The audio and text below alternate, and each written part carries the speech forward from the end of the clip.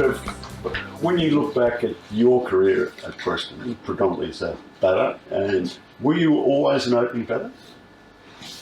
Yeah, pretty much, yeah. Pretty much, yeah. From primary school opened with Dave Robinson. Mm-hmm. Yeah. So you must have faced some incredible bowlers over that period. Who was the toughest? Who was the fastest? Might be different players, but the quickest was probably. I did face Jeff Horsburgh one day in the third game. I only made one. I think went down to fine leg the ball at the bat. Right. Went down there. Bloke at Doncaster. I think it was Bob Parry when I became a Shield umpire. Yeah. He was quick. Yeah. Gladstone Small was pretty quick. He played a couple of games for England. Yeah, he was quick. And the bloke from Brighton from Denmark, Ollie Mortensen. But was he all that quick? I can't. Yes, he was. He tried to kill you with every ball. I don't remember. I remember he had a go at me one day because someone in the gully who will remain nameless was sledging, and he turned around and pointed at me and hadn't said a word. He was having a go at me. And then the next ball he hit out towards the fence and didn't run. Right. The ball was picked up just inside the boundary. I think they scampered through for a single, and that's when myself and the other bloke had a go at him. I don't know what sort of rules you play in Denmark, but over here, when the ball hits the boundary, it's 4. Then you don't have to run there. No, he was pretty sharp. Yes. Yeah.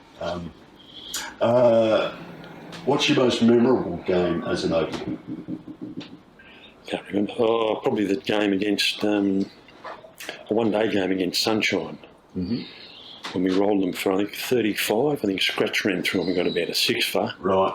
Yeah. And I opened with John Bingham, who Bingham used to dump them around. But, yeah. First or second ball of the day, disappear over the fence for 6. And was that at Preston? No, at Sunshine. And I think Ross McKenzie, we declared a none for 96. Right, I remember that game. Well, none for 90, none for 94. Yeah.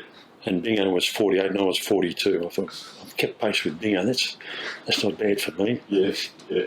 Yeah, I remember that one. So the on drives were working? Well, something was. Yeah.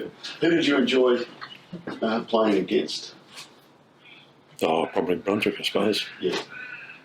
Even after the game, it doesn't happen that much nowadays where blokes seem to stay in the room for ages and one team comes in and have a couple of beers and they go on and the other team comes in. But no, back then most of the clubs always used to join together, especially Brunswick. They always seem to have a good rapport with those sort of blokes. Yeah. Always tough games. Yeah. Yeah. They were always filled with really good players. Yeah. John Swanson and Blair Hillhouse and McGinty and Jeff Turner and probably Rod Browning in there, probably a few other blokes too. Yeah, class act. Who's your toughest opponent? Toughest opponent? Of recent years, there's actually been a few international players come and play subbies. So a couple of weeks ago, played Tillicrad and Dilshan. Mm-hmm. We didn't get to see him bat, unfortunately, because we didn't make enough for him to come out. But we played him early on in my career. I had to face Mick Lewis. Right. We played a few one days for Australia. Yeah. Q's got John Hastings. Yeah. He's your money, isn't he? No, don't talk about that. And what's the story on that? I played him earlier in the year, and he came out to face his first ball, and I bowled a half tracker that was about to bounce a second time, and he's gone to hit it into the stands, and it's gone under his bat and bowled him first ball. And when he walked off, he wasn't happy. I was like, well, where am I? What am I facing? Yeah. Doesn't appear in the scoreboard like that. This is bold. Yeah, Hastings bowl. Yeah, have a look at the Globe on Tuesday. Yeah. That'll be a great story in 20 years' time. Yeah. There's some big names that I've played against. We had there was another one, I just can't remember the name of him. I think he played, Wallagetera, another Sri Lankan test player that we played against this year, yeah. What about you, Sam? The only big names probably Mick Lewis as well. Mm-hmm. He was still around at Coburg when I played in the ones. Was that the day of the blue? Yeah. Did you start that? Wasn't me. Nowhere near it. Who ended it? Our opening bowler and I think our it was- opening bat sort of Was Ashcan and giving him a around bit somewhere? during the day, and then we went to shake hands, and Yeah. there was nearly a punch on. Our opening bowler called him a pea heart and it didn't go down too well. And, didn't want to shake his hand. And, Yeah. it wasn't pretty. But yeah, Mick Lewis was probably the only one I was. I came out to bat and he was still bowling, but I managed to face 3 balls from the other bloke, so I was sort of happy I didn't get to face him. Okay. Yeah. And Trev, you were in the era, of course, where there was no helmets for a fair swag of your first 7 or 8 years, I suppose. Yeah. Yeah. Did you enjoy that? I only ever got hit once, I think. That was at Ron Boxall at me training indoors. When we was, remember we played Northfield at Thomastown, yeah. Yeah. Yeah, I went to play a hook shot and off the head and up in the roof it went. Yeah. They were good times, weren't they? You know, going out to bat against Horsburgh and you haven't got a helmet. Yes, yeah. All in the technique. Yes, duck. Watch the ball, yes. Yeah. When I go down to Preston these days, the conditions down there are just, the playing conditions are just unbelievable, aren't they, really? Yeah. The wicket, it's good to bat on. The Yeah. outfield is pretty generous. Yeah, you must have enjoyed playing there, Sam. Yeah, absolutely. I think, when I was playing there, I think most years it would win like the best ground award and stuff like that. Yeah, I always loved playing home games at Preston. Yeah. And there's been a lot of runs scored at Preston this year. 2 centuries last week, wasn't there? Mike? Yep, both captains, yeah, Yeah. turned up, yeah. Yeah, they were magnificent hands, weren't they? Yeah. Yep. No, I can't complain about the ground at all. I remember every time like a Premier player came back to the club, there'd always be the question, where do you reckon this would rank in the Premier? And they'd always say, yeah, it'd be in the top sort of handful of Premier grounds as well. So, yeah. Yeah. Is that how you remember Cromer Street back in the 70s and 80s, Trip? No, not really. The wicket was always a bit dodgy after about, later on in the afternoon, about up arch 4 started to get a bit low, and the outfield was, there wasn't too many boundaries struck along the ground. Yeah. That's You right. had to go aerial, which wasn't my mode. Yeah. And if there was a little bit of moisture on the ground, you could get run out smashing the ball through the covers trying to get a 1. Yeah. Yeah, and a couple of other grounds. I remember, I think it was the Broadmeadows ground, the Glenroy footy ground. That was Good to pretty feel right. rough. Oh, you'd take your life in your own hands if someone creamed one at you and you go down on one knee to feel and it'd bounce up over your shoulder or something like that. Yeah. Oh, it's pretty ordinary. Having played a lot of first games over a long period, who did you enjoy playing with most? I mean, they're all good blokes, but who was the one who stood out? Probably, like as a player, as a teammate, and just an all-around good bloke. Probably Eddie, just a good bloke, knowledgeable bloke, just a gentleman and a really top player. Yeah. Yeah, and Barry Fitzroy as well. He did too. Yes, yeah. And Wayne Robinson, he was a good player. He put a lot of value on his wicket. It was hard man to get out once he got in. Yeah. But most of the blokes I played with have been, good players, good mates. What do you do for a job, Matt? Draftsman, building designer at just around the corner in Monty, Montalton Building Design. Yeah. Oh, they're a sponsor of the club. Yes, sponsoring the first 11 this year. Good thinking, Lee. Good memory. Yeah, been there for, this could be my 7th year now. Yep. Right. Yep. Okay. And plenty of work. Yes, plenty of work, especially after COVID. Yeah. Everyone wants to extend and make their houses bigger and work from home, I suppose. So, yeah, we're absolutely flooded at the moment. Yeah. But anyone associated with Preston will get a good deal and get the work done pretty quick. Yes, I can guarantee that. Yeah. And Sam, you're a tax accountant. Yeah, that's correct. Who do you work with?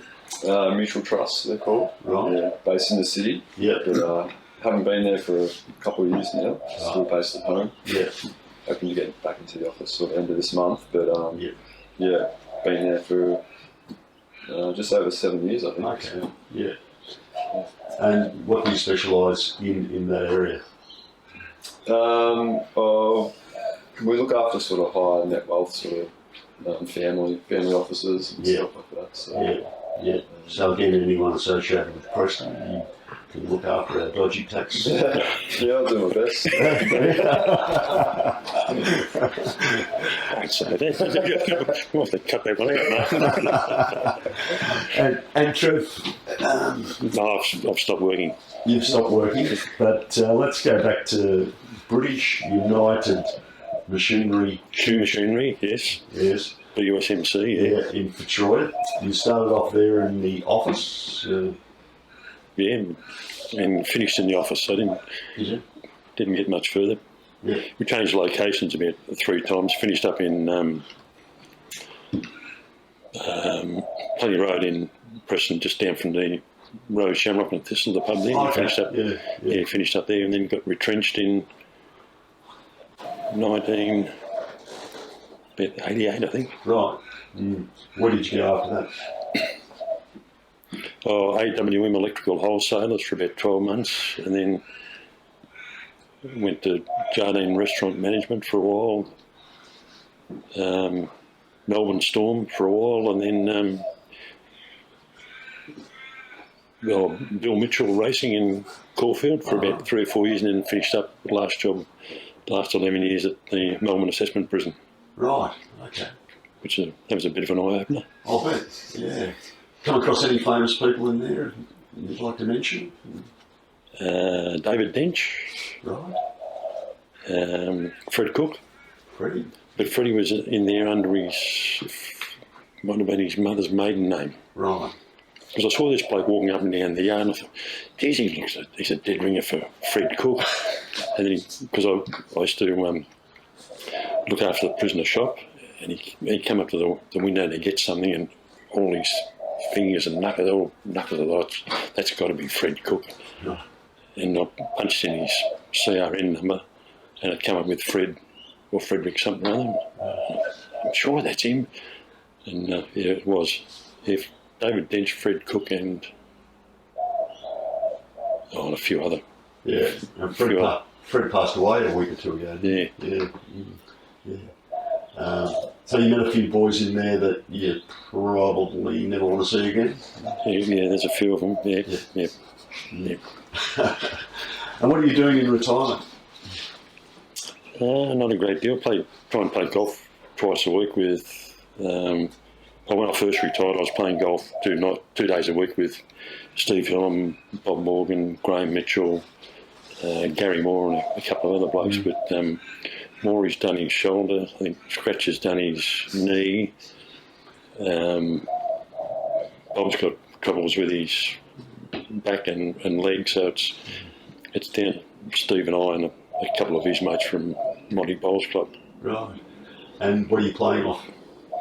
On a handicap, or turning up. Turning up? Yeah. I don't know, maybe 20, something like that, I suppose. Yeah. Because I don't have a handicap because when I just play as a non-competitive member. Right. Okay. But yeah, I don't know, maybe 20 on a good day, I suppose. Yeah. And you and Di went on the big trip last year? Last winter? Yeah, around Australia. Yeah. Just kept getting updates from Dale Carpenter telling us where COVID was, and it was always just a little bit behind us. We look in the rear vision mirror and the COVID disappearing in the distance. Run, Forrest, run. And judging by the photos we saw on Facebook, God, that was a good trip. Yeah, good trip. Yeah. yeah. We went to a lot of places. We only scratched the surface of what's out there. Yeah. There's millions of places to go. Yeah. You remember a pretty famous place in Western Australia, around about 350 mile north of Perth, Northampton. Did you blink? Northampton. Is that south of Geraldton? North, near North. Kalbarri. Calbarry went.